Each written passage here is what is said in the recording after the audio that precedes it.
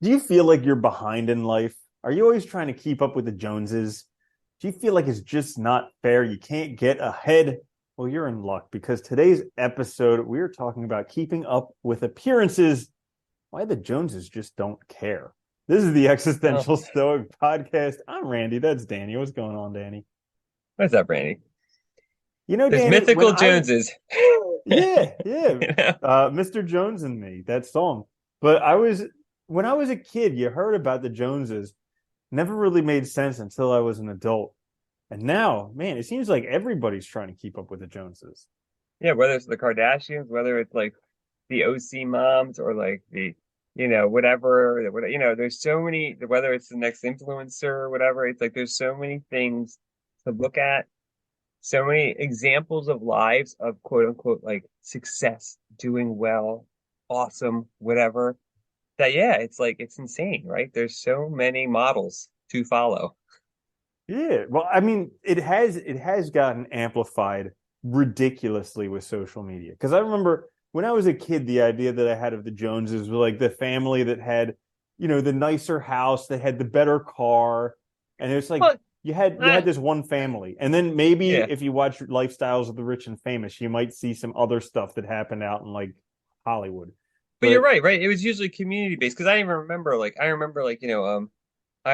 my parents getting like the driveway paved or something, and then suddenly multiple neighbors would have like the driveways paved. Stuff like that would happen, right? Or I remember one family got like a trampoline, and all the kids loved it. So then suddenly trampolines, stuff like that just happened, and it was kind of like you see what your neighbors are doing, you see they have nice things, you want it too, kind of thing, and so you try to match it, right? Or mhm. go beyond it, I guess. Yeah, but now social media has made it an absolute nightmare because you see the highlights of everyone's life nonstop, and it is just terrifying. I was shoulder surfing. I was watching somebody else scrolling through one of the things, Instagram Nice. or whatever, and it was disgusting because it was just like I couldn't even imagine doing that because you're just looking at the best moments of everybody else's life, and chances are they're not even happy there. Like they're not even enjoying it. They're just taking those pictures so that they can get more likes, get other people being jealous, Yeah. all these different types of things. Like 99% chance they're not happy. And it's funny too. I can't even tell the different social medias apart anymore. It's like ridiculous. They all seem to be identical now. It's like it's all the same shit, all the same thing over and over. And yeah, it is. But it is. I understand how that can affect people though too, because it is. You want like, you know, it's like anything. If you're in school and you're in a certain discipline and somebody else is really good at it naturally or seems to be really good at it naturally, you want to be that smart or that good. Like you're at work, somebody else is really good at their job that you do, and you want to be. It's natural, I think, for us to want to be better, to want to do better, to want to be the best, or to want to, whatever, to kind of set ourselves aside or apart from the rest. But like, yeah, it is. It's really weird. And I feel bad for people that get caught up in it because it's just, there's no winning. No. So here's actually where the idea for the episode came up. Oh, good. Let's go. Uh, yeah. So I've been reading this book, Bittersweet, which is the newest book on Oprah's book club list because that's my thing, reading Oprah's book club books Reading now. her book club, watching Oprah, getting the magazine. I know, right? And but it's a very interesting book, and she was talking about in Ivy Leagues, which are the top universities in America, how the students there just suffer from like crippling anxiety, depression, all this stuff because there's this idea of effortless perfection. You're supposed to look like you do stuff perfectly, amazingly, and do it without any effort whatsoever. It's funny. Like if you look at, I was listening to a podcast on clothes. This is really bizarre and seemingly off topic, but they were talking about the Ivy look, the way of like that like the khakis that were like wrinkled, kind of messy with like the polo shirts.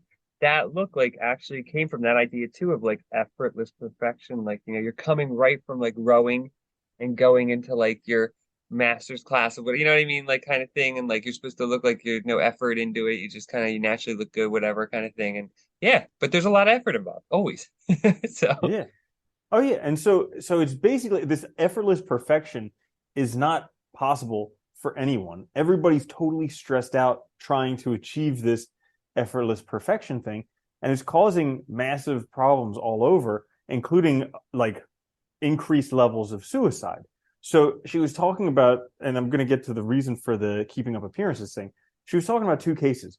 One was this person who had just within so had just posted to Instagram a picture of her looking great, like my life is awesome, and then Yeah. commit suicide an hour later. Okay. Jeez. Okay. Yeah. So Okay. like goes to show you can't trust what's going on Instagram. Then No. another story about somebody, and both of these students were at UPenn, which is one of the Ivy Leagues. Next person was somebody who attempted suicide, fortunately didn't, and when they were asked why, they said it was too hard keeping up appearances. Yeah. That's crazy. Yeah, that is crazy. But you know what though? I mean, I think if everybody's honest with themselves, they've all felt this at some time, right? Like you want to do well, you have these expectations set for yourself, and then you start to think about what's required to actually do that, playing it out over the years, and you realize the amount of effort, work, and it's like, do I have a life besides this? And it's like, if that goal is so primary in your order of needs, it's like, is it worth it? It's overwhelming, right? And I think that's what happens. And you hit a breaking point of just like the stress, the anxiety, and these poor kids just crumble right under it. Mm-hmm. Yeah, it's kind of like I mean I get stuck in this all the time where I'm trying to solve my whole life right now, Yeah. and that's the most immense pressure because it's something that's not physically possible to do. Well, and we've talked about the weight of expectations put on you by family, community, whatever. Now, go to the top schools anywhere in the world. I don't care where you are. It could be the US, could be UK, it could be India, wherever. You go to the top schools there, those expectations are probably amplified. God knows how much, right? Like you're not going to be a judge, you're going to be Supreme Court. You're not going to be, like all this stuff. Dude, And it's and like, most of the time it's not even what the kids want to do, it's their yeah, parents who are making them do that stuff, so there's even exactly. that Like, worse feeling. do they even want to be a doctor? Do they even want to be a lawyer? Do they even want to be this? So you're carrying this burden of somebody else's dream, somebody else living vicariously through you, somebody else's goals. It's not even a life you want, and the workload to get it, the amount of effort, is it even worth it? I mean, God, I feel that way with my own goals sometimes that I've chosen. Like is this worth it? It's a lot of work.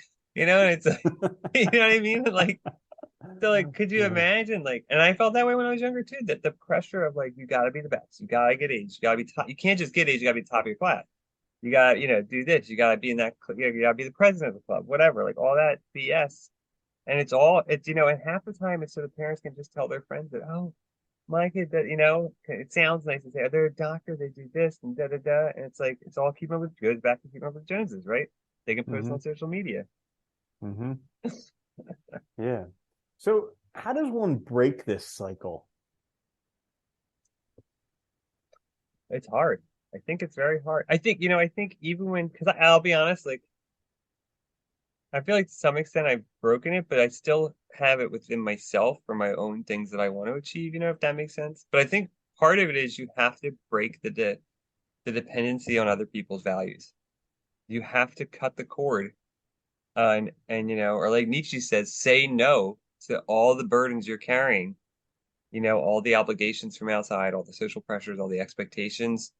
And a lot of times you're not able to do that until you hit a point of breaking in your own life.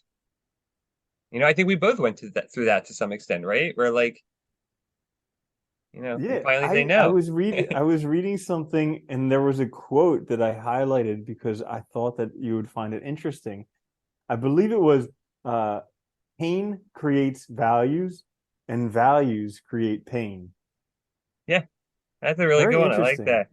Yeah, Yeah, but because it's true. Yeah, it's I've had, I true. mean, I've had that experience where it was because my life was so incredibly painful, I had to change it. So I created these values that to me were worth living by. And those values that I created now create pain for me because I have to I have to do painful things in order to keep these values. Well, and a big part of that too is when you create your own values, and Nietzsche said this too, and this is part of that pain, right? Is it also means they're going to be contrary to the values that the rest of the world set for you, that those expectations originally set. So that also means saying no to your parents, saying no to your family, saying no to your community, that that's not the life you want. This is the life you want, whether they accept it or not. And guess what? Oftentimes they won't accept it, especially at first. And so you have to have the strength to get through it, right? And that's such a hard thing because even on a regular basis, it's something where, like I my values do not align with like the societal norms. And on a regular basis, especially with like guilt from family and different stuff like that about like why aren't you spending more time? Why aren't you doing this? Why aren't you closer with this person and that person? Yeah. And it's just like, all the time I have these conversations with myself. Am I doing the right thing? Oh yeah. It's hard. I know I do. I have the same thing too because my values do not align with societal norms and a lot of things too. And it's like, but at the same time, like I know while I have those conversations sometimes, I know generally that by and large it's right for me. And I'd rather it be right for me. And because think about it, it's kind of funny when you think about it, right?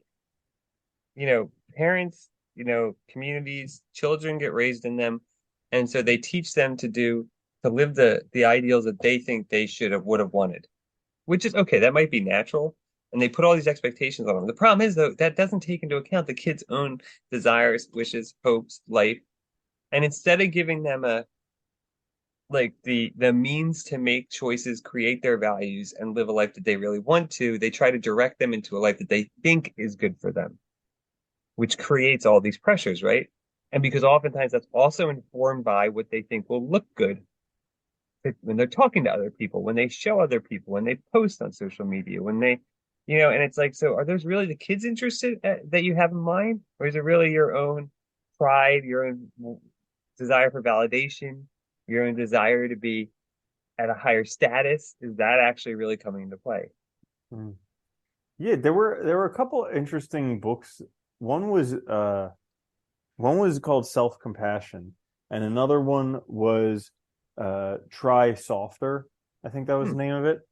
And so both of them were along the concept of we beat ourselves up worse than we would beat up anybody else. Like our self-critics, especially in America, especially in the West, are like so brutal. We would never say this stuff to anybody else, but we say it to ourselves all the time. And because of that, it causes us a lot of pain. It causes and so we're not able to endure. And we feel like we're never good enough, and so it gets us in this cycle of like trying to keep up with the Joneses because we're like, I'm a piece of shit. If I actually do this other stuff like the Joneses, then I'll feel better. And so everybody's climbing, like scraping, trying to get to the top. Meanwhile, if you would just take some time and practice self-compassion, which Yeah. is like talking to yourself like you would talk to your best friend, Yeah. and maybe giving yourself a hug, things like that. And it sounds corny as hell, but I've been practicing it over the It past week, works. and it's like crazy because every time I start getting down on myself, I like give myself a little hug, even if I'm in public. I just do it so like Yeah. people wouldn't really know what I'm doing, and I just say, I imagine like I'm talking to you. Like if you had the problems that I'm having right now, what would I say to you? And I say it to myself, and I feel better. I do it all the time, actually. I think, like, what would I say to Randy in this situation? Not to me, like, because it changes it so much. It changes perspective on it so fast, right? And Hmm. look, I'm not blaming anybody necessarily because I think so many people do, so many parents, so many communities do this. But like, you think back to when you were in school and stuff, right? When did you get the most praise? When you get the highest grade in the class? When you did the best at the play? When you did the best performance in the thing? So it's always when we're at our very peak that we get the most praise. So what do kids think? Like, if I have to keep doing that level of achievement in order to be valuable, in order to do well, in order to succeed. And it sets the bar so enormously high, but it basically turns our view from inside to outside too. Because instead of looking for what makes us happy, what values are good for us, we're looking for validation from externals. So we're living a life that's not a life that's right for us. And I think it took me a long time to see this, and I think it takes a lot of people, if they ever do, a very long time to see this. But it's like one of the best things that can ever happen to you because you finally start living yourself, right? For yourself. Hmm. Yeah. And F the And Joneses. yeah, and it's really important to the yeah. It's really important to live for yourself. Like this is something that I kind of learned from a bunch of books that I read on personal finance, and also maybe like I think maybe the 4 Hour Work Week a little bit too. How he was talking about these guys who would like go live these lives that were definitely not normal, and they chose to skimp on things that were not important. Like they wouldn't have cable, they wouldn't have a car, they wouldn't have all these things because to them, what was important was being able to travel around the world or being able to go to these raves all the time or being able to do Yeah. whatever it was. But that made their life worthwhile. And so being able to figure that out and take your resources and put them in that area makes your life a lot better. I remember I used to like when I was younger, I used to want like, a nice car and this and that. And then like as I got older, I realized I just want a car that I own flat out. I don't care. Because like I don't actually care about cars at all. Mhm. Like, I realize that. And it's like, like yeah, yeah, like there's Coming from the guy who plowed a Firebird into a snowbank, and I could tell. I yeah, kind of had right. that idea. That was fun. Anyway, Yeah, but yeah, like, it's like, so it's just funny, right? That like, we get caught up in these ideas about what we want or what we need, but then like the reality is, do we actually really care about it? Does it actually yeah, really matter to us? Is it actually adding value to our lives? hmm yeah. Like I noticed that this is a personal example, but like I noticed that I really uh, find a lot of pleasure in learning. So like learning to me I feel really good when I've learned something. And so I put more money than most people would probably put into like education and books because Okay. I know that like when I learn the stuff, when I use the stuff, when I have the knowledge, like I get that feeling, I get that rush. And so, but it was something that I only discovered in probably the past 3 to 5 years. Yeah. I love learning too, and I think it's one of those things too, because like, well, Aristotle said about virtue, right? He said like it's you're basically like when you do virtuous things, it feels good because you're realizing your nature, right? And I think that's true when you find things that work for you, like learning. Like I love learning too. Like the feeling that it feels good in such a natural, right way for you because it coincides with your values, with who you are, that like you wouldn't pass up for anything else. And so you'll naturally put more time, effort, and money into it. And I think that's the hard part for people is finding those things in their lives that feel that way for them, that they naturally feel energized, that they naturally feel desire to strive for it, that they not because of anybody else, not because of outside world, not because of expectations, not because of the image that they're trying to portray, but just because they like it. Finding that stuff is really where your real values lie. Hmm. Yeah. I wonder if like maybe reframing keeping up with the Joneses. Like instead of having the Joneses being someone else, if you were thinking like what's my ideal and Yeah, that would be a create lot. that image of the Joneses and then keep up with that. That'd be an interesting way to do it. Yeah, like so. Yeah, I mean that would work really well, right? To create an ideal of yourself, your ideal life, and then create that image to sort of fictionally have something to work towards. That's a really good idea. Yeah, but it has to be informed only by you. That's the problem. Mm, And hmm it's so easy for us. I think it's so, I've noticed this myself, right? It took me a long time, but I think it's so easy for us to slide into worrying about others, slide into worrying about what other people have, or worry about the next best thing coming up because we see advertisements and stuff. Like there's so much external pressure to keep up because, we're consumer society. And that's the whole point. Just keep spending money, right? And like what you have is not good enough because the newer one's out, or because this person has that one. Because like look at ads, right? Like the way they portray the new iPhone, it's like you suck unless you have the newest model. Like you're a hmm loser. Like Yeah. like basically, Can't wait for that to be the commercial. yeah, right. You're like, You only oh, got is that the an iPhone 13? You're a loser. Hey, that's Here's the great. You got the 14. 16, but you're a loser because you didn't get the Pro, Yeah, Max, right? Maximus, or whatever the hell it's Right? called. Yeah, yeah. And it's crazy because the Joneses actually don't care. So like I've had the experience where I've got something that I thought would everybody would be like, oh, he's got, and nobody cares. Not even a little. I remember there was this dude I've talked about him before, and he was like he was the first multimillionaire that I like really followed, I guess. And I met him in real life, but he was once talking about how he had owned all of these like cars. He had a Ferrari, he had a Lamborghini, he had Rolls Royce, he had everything. And he's like, I got all these cars because I thought they would attract girls. And he's like, really, it only attracts old men and little boys. He's the only ones that care about it, right? Like it's so funny, but it's the truth. Like I think this is what we don't see this in the moment, right? We have these dreams in our head, like because for whatever reason. And yeah, it backfires. And that's when you realize it really when it's too late, when you've spent all this time and effort into trying to get it. And then you realize I never needed this in the first place. If you Yeah, realize that. yeah. Hmm. Well, we talked about this before too. Like I mentioned this before. Like all these people that idolize like Bezos and Musk and stuff because of their money, like I know for a fact I don't want their life at all. Not even a little bit. Not even because of their money.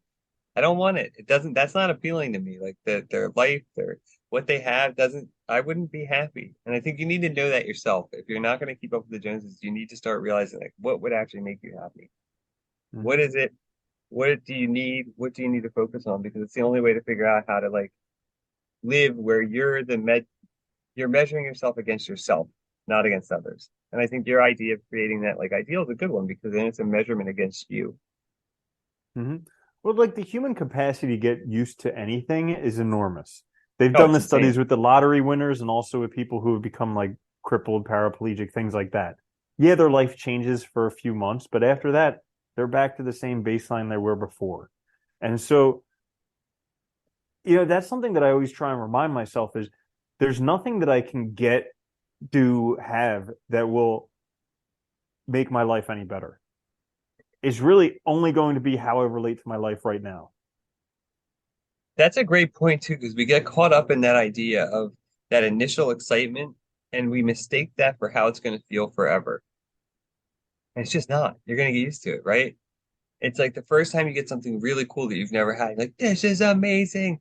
Well, a month later, it's not going to be that amazing because you're used to it, right? It's like, and that's the truth about it. That's the truth about life. Any situation you get in, you might think it'll be amazing to be in another class level above you or whatever, but it'll feel the same because you're Hmm. still you.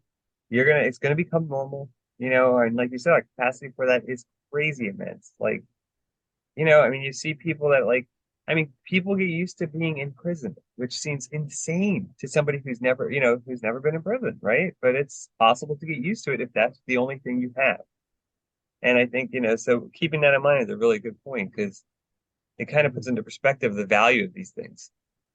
I think I actually also think it's a mistake of validation. We think we need, in order to have a good life, to be fulfilled, to be important or whatever, we need others to validate us, to validate our existence. And the way to do that, we think, is to show them that we have value. And the way we do that is monetary crap, right? Purchasing things, having the better car, having the better house, whatever. It's a good proxy for power. Yeah. Yeah, exactly. And the reality is, like you said, no one cares.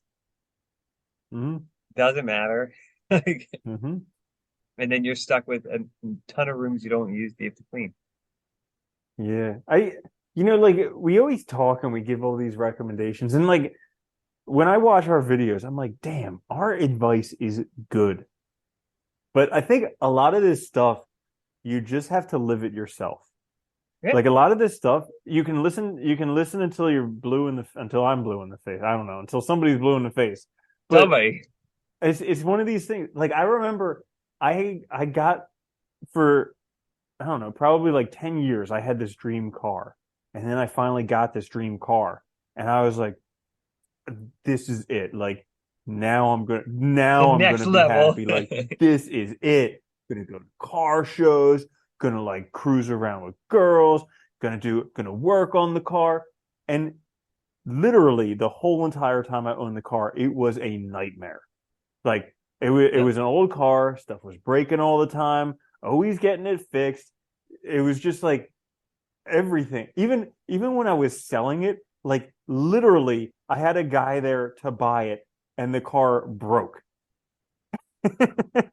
And he's like, fortunately he was like, it's okay, we'll just get it fixed and then I'll pay you once it's fixed. And So like he was cool about it because he understood old cars. It's He an old also, car. Yeah, it's gonna but be like but that. I Yeah. was, it was like the biggest nightmare, and it's crazy because I went in with this experience like this is going to be it. This is going to make my life. I'm going to be happy forever after.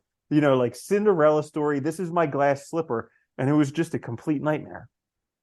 You know, that's a good example too. I think a good thing people could do is if they really are fixated on something is go try it. Go use it and see that it's really not that different. Or talk to somebody who has it and ask them if it really was honestly that big of a deal. And you'll find out it's not. Because like I think that's like a good one to look at. Like, I felt that way. Like I love photography and there's times where like I look at the new cameras, I'm like, I really want that. But then I go like try them. I'm like, is this much different than what I have? Eh. And like and also do I need it? That other question of like, do I actually need this? Like, Hmm. for what I'm doing. And it's like, no, not really, it's Yeah. like we get, but we in our heads we imagine things are going to be so much better. Like like the new phone or like the new computers and technology is a good example where we imagine it's going to be this like lightning fast, so much better than the old one, but it's all running the same crap that it's been running that the other model runs. It's going to be marginally better, right? Unless you waited a long time, it's not going to seem like a huge improvement. Hmm. And I think like I found myself, that's what I do now. Like when I get like technology, I tend to keep it as long as I can.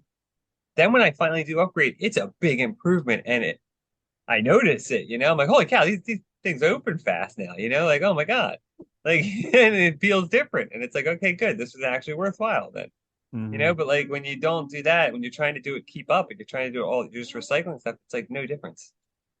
Nothing Hmm. changes. Yeah. Yeah. And I think, for people who do have issues keeping up with the Joneses, just like look where the sources of that wanting to keep up with them comes from. Like if you're always seeing stuff on Instagram or TikTok that makes you want to keep up with the Joneses, well, maybe go on a fast from those things for a little while and Yeah. see what it's like to not get all those impressions in your brain. It's like, I need something else. I need to be doing something else. I need to have something else. Because, if you don't get, like, for instance, if you're just sitting in like the middle of the woods, you're not going to get all this stuff bombarding your brain saying, I need this, I need this, I need this. You're not going Yeah. to be keeping up with the Joneses. It's funny. And like it's really, really hard. It is hard to live. I mean, we're constantly, you know, surrounded by examples of how to live, surrounded by examples of what's valuable, what matters, what's important, and finding out what matters to you is really, really hard. It can be. And I think you're right. Sometimes you have to you have to separate yourself from all the sources. Sometimes too, found for myself, you have to also really dig deep. Meditation's helpful, journal's helpful in here, and asking yourself, what is the source of this desire or this need or this expectation or this stress or this pressure I'm putting on myself to do this? Where is it coming from? Is it really coming from me? Is it coming from, unresolved issues with my parents? Is it coming from, things I learned when I was a child? Like, where is it coming from? Sometimes even talking to like a therapist is helpful in that case, but figure out the Hmm. source. And that could be a great method of breaking it too. If you can find Hmm. out where the origin is, you can destroy things pretty easily in that case. Hmm. Yeah, like journaling it out has been really helpful for me recently because I keep like digging deeper into the questions and like, just asking like why is this important to me? Why do I want to do this? What do I think I'm going to get from this? Because I have all these ideas. Like that's my default Yeah. mode is just planning. Like I consistently I'm just planning some future that's better than right now. And I have to keep being like, why is that so important? Like, why do I need to go do that thing? What do I think I'm going to get from that that's any different from what I already have right now? And if you can't even enjoy it now, you're not going to enjoy the future. I know. That's funny. Yeah. Yeah, it is my, yeah, I mean, like, also, like, I think defining the root and the source is so important too. It was Epicurus, I think, who said, you know, the things we fear, we realize there's nothing to fear once we get knowledge about them, once we learn about them. And I think a lot of times too, this desire to keep up with the Joneses, there is a fear root there. I'm not good enough. I'm not successful. I'm never going to be happy. Whatever, right? And like the validation of your own value is so important. And when you learn about it and learn the source, you realize like it's you have a misconception. Your imagination's playing games with yourself. Like you have value. You already have you like there's more to life than just proving your worth through stuff. And I think if you Hmm. can realize that, you can there's so much more you can do and so much more you can do to be happy and so many things, so many other sources of joy. But it's really hard to find. And like you said, I mean, for both of us, it wasn't really like this isn't like stuff we figured out when we were 15. This is stuff we just realized relatively recently. Hmm. And I'm sure in like 20, 30 years, we'll be like, damn, we were so stupid back then. Yeah, Look at hell what we were saying. yeah. But that's the great thing about age, I think, is that you get a different perspective. And if you give yourself the chance to actually sit with it, think with it, look at it, you can learn a lot from it. And you can keep incrementally getting closer to hopefully a happy life. Yeah. I like what you say there with incrementally, because for me recently, that has been such a big help. Is just like recognizing that all these teeny little shifts, all these, these 5 minutes of something that I do, this 1 minute of something that I do, they all add up, because it's so Yeah, easy in the moment to think that it doesn't matter. Like, oh, I'm never going to get there if I'm only doing 5 minutes today. And it's like, well, as a matter of fact, that's quite a long time when you pan it out to like a whole year or a whole decade or something like that. yeah. So just remembering that these teeny little bits add up. It's also no, that's a good one, and it's also important too. And this is something I've always taken away from like Camus and Nietzsche and the existentialists is like we're all gonna die, and Marcus Aurelius is a great example of this too, right? We're all gonna die. You don't get to take any crap with you. Nothing you do now matters to that point. And so I think, so many of us fear thinking about our own death, fear acknowledging or accepting it. But if you really think about it and keep in mind, like, this is the chance I have. After that point, I don't get to take any of this stuff with me. Nothing I did in this life matters after that point. So is proving my worth so important that I'm willing to sacrifice all of this effort, energy, misery now when none of that matters after that? I can't take any of it with me. It does me no good later. I'm not taking the Ferraris and the big house with me in the afterlife, right? Gone. So, like, is that really what you want in your life? Hmm. I mean, that's the question. And I think that's a mic drop there. We can just end it right there.